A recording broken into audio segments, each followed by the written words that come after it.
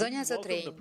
Presidenti Amerikan Donald Trump në fjalimin e tij në inaugurimin e Bordit të Paqes u ndal sërish te konfliktet e shuara në botë. Ai theksoi se ka luajtur një rol të rëndësishëm në ndalimin e luftës mes Kosovës dhe Serbisë, ndërsa në ceremoni prezente ishte edhe presidenti Vjosa Osmani. Presidenti i Shteteve të Bashkuara ju dritua Osmanit duke i thënë se është bërë një punë e jashtëzakonshme, ndërsa shtoi se nëse do të ketë probleme në të ardhmen, ata duhet thjesht ta telefonojnë ato.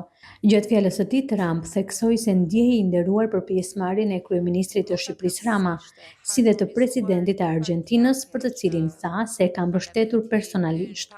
Unë e mbështet atë, nuk duhet, por kur më pëlqen dikush e mbështes, u shpreh Trump në lidhje me presidentin e Argjentinës, duke shtuar se tashmë mbështet edhe lider të tjerë të huaj. Ai përmendi gjithashtu kryeministrin e Hungarisë Viktor Orban duke e falendëruar për praninë dhe duke i shprehur mbështetje për zgjedhjet e ardhshme. Në vijim, Trump deklaroi se ka mbështetur edhe kryeministren e Japonisë duke theksuar se ajo fitoi bindshëm në zgjedhjet e fundit, pa përmendur emër konkret.